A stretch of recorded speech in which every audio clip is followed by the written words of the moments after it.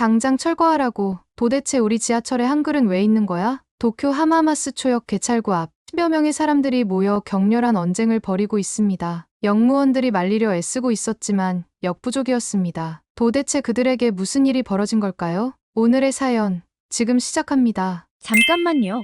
1초면 가능한 좋아요 버튼을 눌러주시면 영상 제작에 큰 힘이 됩니다. 저는 신주쿠 골든가이 거리에서 3대째 이자카야를 운영하고 있는 나카무라 사유리라고 합니다. 할아버지 때부터 이어온 나카무라 이자카야는 제 자부심이자 우리 가족의 역사예요. 32년 인생의 절반 이상을 이 가게에서 보냈다고 해도 과언이 아니었죠. 어릴 적 저는 아버지의 해외 발령으로 5년간 한국에서 살았던 적이 있어요. 그때 배운 한국어는 지금도 가끔 도움이 되곤 하죠. 특히 요즘처럼 한국인 관광객이 늘어나는 시기에는요. 작년에만 3천만 명이 넘는 관광객이 일본을 찾았다고 하더라고요. 하지만 모든 게 순탄했던 건 아니에요. 제가 상인회 부회장을 맡게 된 건 2년 전이었는데 그때만 해도 이렇게 관광객이 늘어날 거라고는 상상도 못했답니다. 코로나로 한창 힘들었을 때였죠. 거리는 텅 비어 있었고 많은 가게들이 문을 닫았어요. 우리 가게도 할아버지 때부터 이어온 전통 메뉴만으로는 더 이상 버티기 힘들다는 걸 실감하고 있었습니다. 그러다 우연히 한국인 관광객 가족이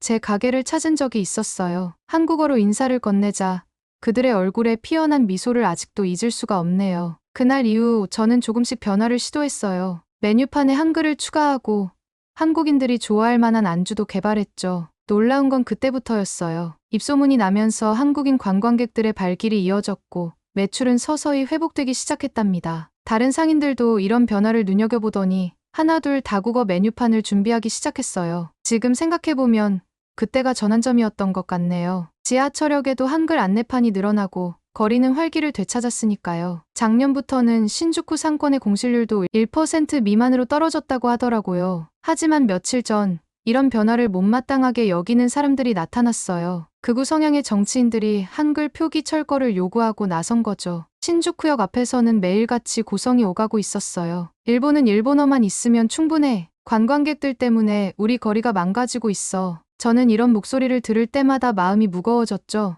20년 전 제가 한국에서 느꼈던 그 따뜻함을 잊을 수가 없거든요. 서울 지하철에는 이미 그때도 일본어 안내가 있었고 아무도 그것을 문제 삼지 않았죠. 그러던 어느 날 상인회 회의가 열렸어요. 한글 표기 문제를 놓고 격론이 벌어졌죠. 제가 가진 경험과 데이터로 설득해보려 했지만 쉽지 않았답니다. 나카무라 씨, 당신은 너무 젊어서 몰라. 그날 오래된 상점 주인들의 한숨 섞인 목소리가 아직도 귓가에 맴돌아요. 하지만 저는 잘 알고 있었어요. 이미 세상은 변하고 있었고 그 변화 속에서 제가 할 일이 있다는 것도요. 그날의 상인회 회의 이후 신주쿠 골든가이의 분위기는 미묘하게 달라지기 시작했어요. 제가 한글 메뉴판을 처음 도입했을 때만 해도 주변 상인들은 반신반의하는 눈치였죠. 시모키타자와나 키치조지 상점가처럼 우리도 변화가 필요하다고 말했지만 대부분은 고개를 저었답니다. 우리는 전통을 지켜야 해. 외국인들 때문에 상점가의 정체성이 흔들리면 안 돼. 그런 걱정 속에서도 저는 조금씩 변화를 시도했어요. 한글 메뉴판은 시작에 불과했죠. 가게 앞에 한국어로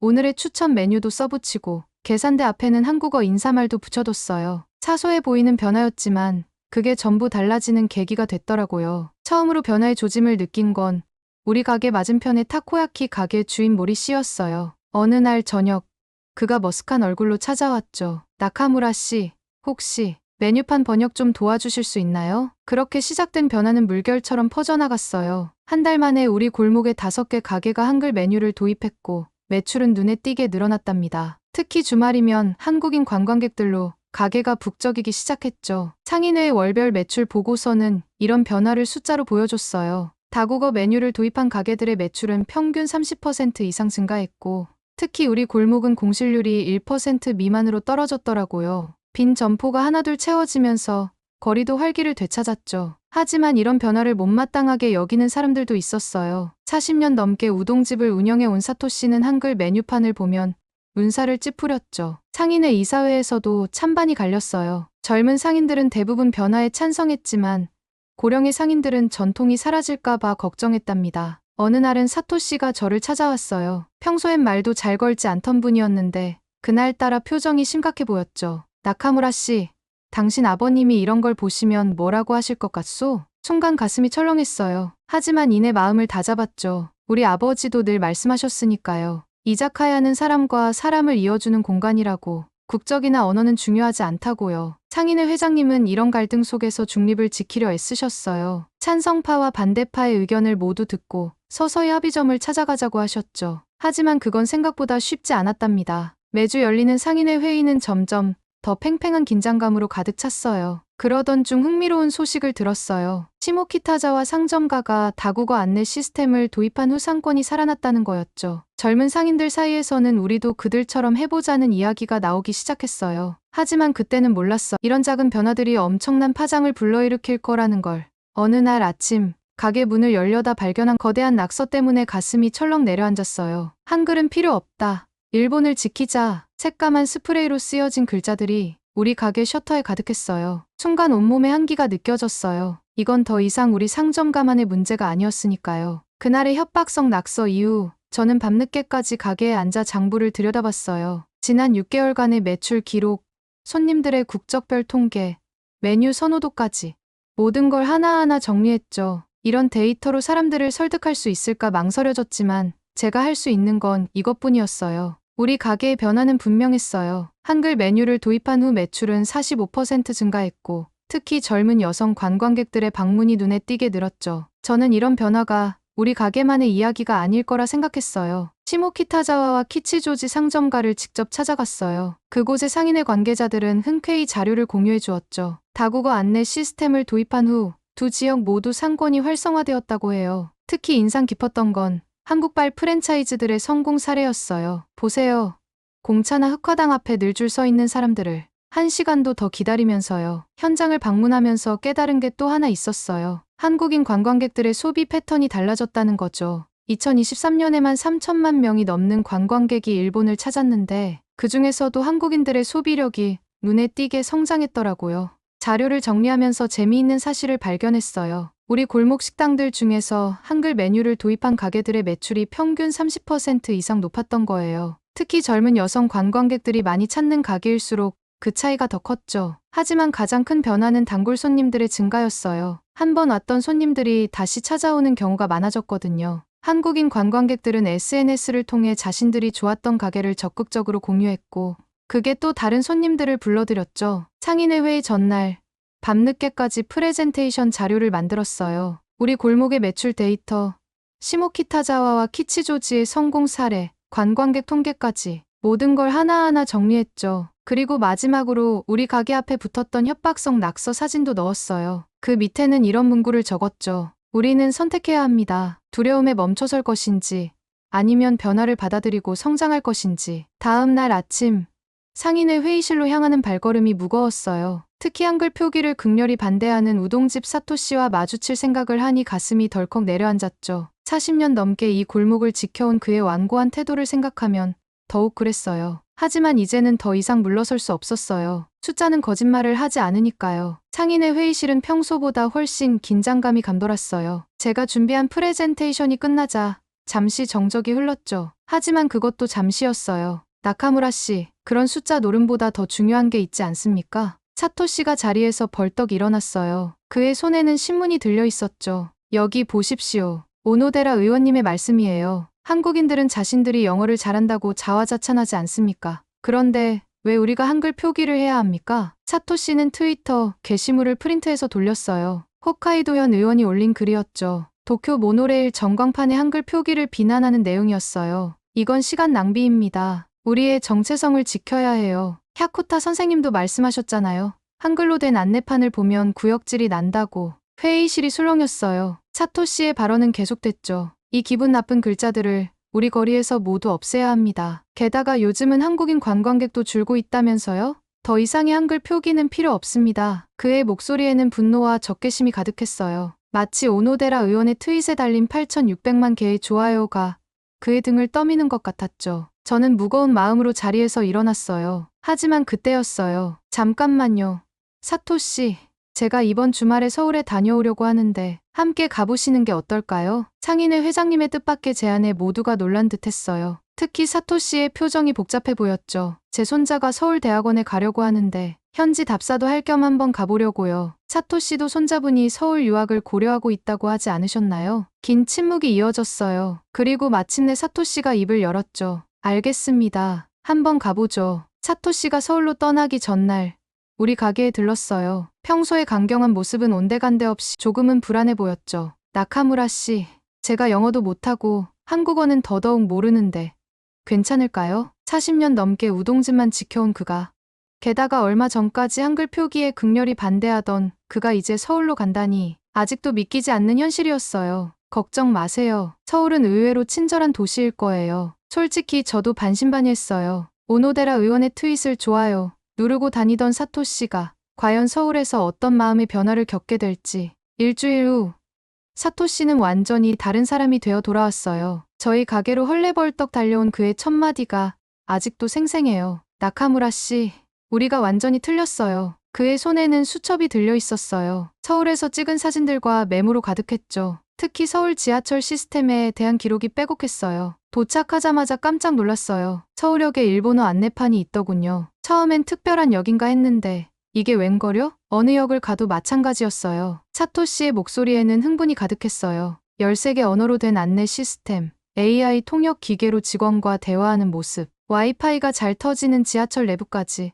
그가 찍어온 사진 하나하나에는 놀라움이 담겨 있었죠. 제가 얼마나 부끄러웠는지 아세요? 우리는 한글 표기 하나 가지고 난리를 피웠는데 서울은 이미 13개 국어로 서비스하고 있었어요. 거기다 우리 말도 당연하게 써주고 있었고요. 특히 그를 감동시킨 건 역무원들의 태도였대요. 일본인이란 걸 알고도 전혀 차별하지 않고 오히려 더 친절하게 도와주었다는 거예요. 일본에 와서 바로 손자한테 전화했어요. 내가 서울에서 공부하게 돼서 다행이다. 아버지가 좋은 선택을 했다고요. 사토 씨는 자신의 과거 발언들을 부끄러워했어요. 오노데라 의원의 트윗에 동조했던 것도, 야코타의 말을 인용하며 한글 표기를 비난했던 것도요. 우리가 한글 표기를 거부한 건 우리 스스로의 편협함 때문이었어요. 이제 보니 우리가 얼마나 좁은 생각을 하고 있었는지 모르겠네요. 그의 이야기는 상인회에 큰 파문을 일으켰어요. 특히 그가 찍어온 사진들은 모든 것을 바꿔놓았죠. 서울역의 일본어 안내판, AI 통역 시스템으로 대화하는 모습, 수많은 외국인들이 편하게 지하철을 이용하는 모습까지.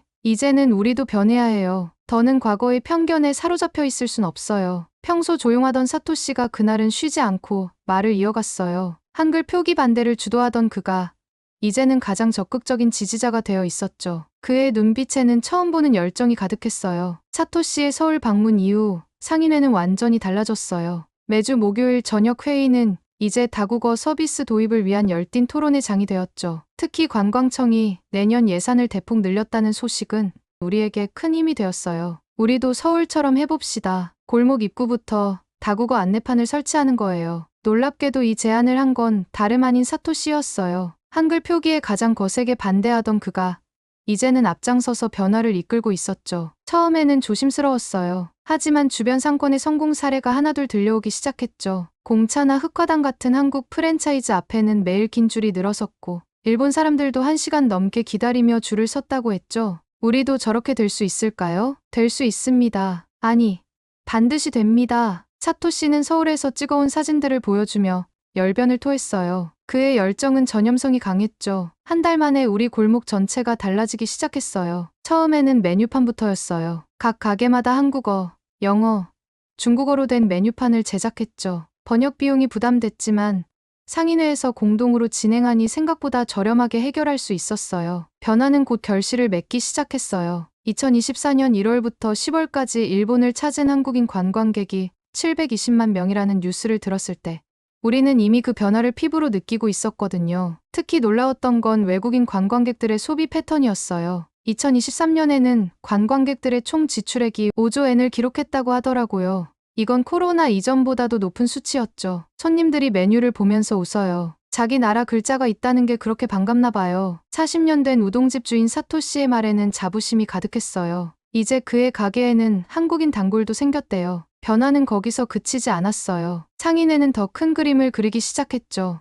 AI 통역 시스템 도입을 검토하고 한국의 선진 관광 시스템을 벤치마킹하기로 했어요. 우리도 할 수 있습니다. 아니, 해야만 합니다. 상인회 회의에서 사토 씨가 외친 이 말은 이제 우리 골목의 슬로건이 되었어요. 전체 방일 외국인 관광객이 3천만 명을 넘어섰다는 소식에 우리는 더욱 신이 났죠. 얼마 전에는 재미있는 일이 있었어요. 오노데라 의원의 그 유명한 트윗을 비꼬듯 사토 씨가 자신의 SNS에 올린 거예요. 우리 가게 앞에 한글로 된 메뉴가 걸려 있습니다. 손님들의 웃는 얼굴을 보면 이게 얼마나 현명한 선택이었는지 알 수 있죠. 우리는 이제 알고 있습니다. 서로를 이해하는 것이 얼마나 중요한지를. 그의 게시물은 금세 화제가 되었어요. 특히 한국 매체에서 큰 관심을 보였죠. 극우 성향 상인의 극적인 변화라는 제목으로 보도되기도 했어요. 나카무라 씨, 우리가 정말 해냈네요. 사토 씨의 얼굴에는 더 이상 경계심이나 분노가 없었어요. 대신 따뜻한 미소가 가득했죠. 그리고 저는 알고 있었어요. 이건 시작에 불과하다는 걸. 우리의 작은 골목에서 시작된 변화가 곧 더 큰 변화를 만들어낼 거라는 거려. 벚꽃이 피고 지나간 후 우리 골목은 완전히 달라져 있었어요. 3개월이란 시간이 만들어낸 변화는 상상 이상이었죠. 이제 우리 골목 입구에는 커다란 디지털 안내판이 설치되어 있어요. 다국어로 각 가게의 위치와 메뉴를 한눈에 볼 수 있죠. 처음 이 아이디어를 제안했을 때만 해도 반신반의했는데 관광청에서 설치 비용의 3분의 1을 지원해준다는 소식에 모두가 힘을 모았어요. 사토 씨의 우동집은 이제 한국인 관광객들 사이에서 필수 코스가 됐더라고요. 손자가 한국에서 배워온 레시피로 만든 김치 우동이 특히 인기라나요. 서울 유학 중인 손자는 매일 밤 영상통화로 할아버지에게 한국어를 가르쳐준다고 해요. 이제는 손님들이랑 간단한 인사 정도는 할 수 있어요. 우리 골목의 변화는 숫자로도 확인할 수 있었어요. 외국인 관광객의 소비 증가로 도쿄의 GDP가 0.4% 상승했다는 뉴스를 들었을 때 너무 기뻤답니다. 특히 놀라웠던 건 정부의 새로운 정책이었어요. 2030년까지 연간 6천만 명의 관광객 유치를 목표로 한다는 거였죠. 관광 소비액 15조엔이라는 목표도 세웠대요. 우리의 작은 시도가 이런 큰 변화의 시작이었다니 새삼 가슴이 뭉클해지더라고요. 얼마 전에는 재미있는 일도 있었어요. 다국어 승차 공유 서비스를 시범 운영한다기에 신청했는데 첫 손님이 한국인 관광객이었대요.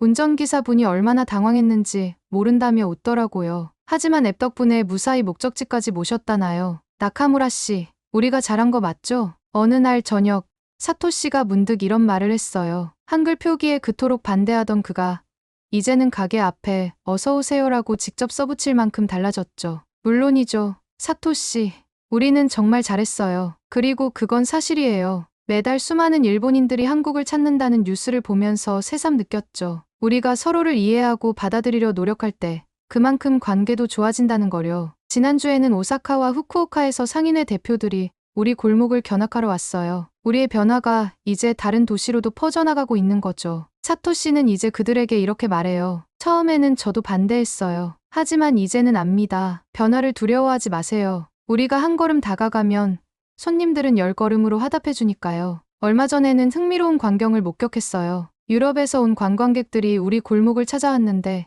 한국 예능에서 봤다면서 사진을 찍더라고요. 한글 표기 덕분에 한국인 관광객이 늘었을 뿐만 아니라 한류의 영향으로 한국인들이 다녀간 곳을 찾는 세계 각국의 관광객들도 덩달아 늘어난 거예요. 우리 가게에 온 프랑스인 학생들이 그러더군요. 요즘 젊은이들 사이에서는 한국이 동경의 대상이라고. 저는 그제서야 깨달았어요. 우리 어른 세대의 고지식한 생각이 얼마나 시대착오적이었는지를. 사토 씨의 말에 상인의 어르신들도 고개를 끄덕였어요. 과거의 잘못된 역사도 인정하고 서로를 이해하려 노력해야 진정한 변화가 시작된다는 걸 이제는 모두가 알게 된 거죠. 요즘 젊은이들은 다르잖아요. 우리 손자 세대는 한국 문화를 너무나 자연스럽게 받아들이고 있어요. 그들이 가는 길이 맞는 거였네요. 한 번의 작은 결정으로 이런 큰 변화가 올 줄은 아무도 몰랐어요. 한글 표기를 시작으로 우리 골목은 국제적인 관광 명소가 되어가고 있고 세대 간의 벽도 조금씩 허물어지고 있어요.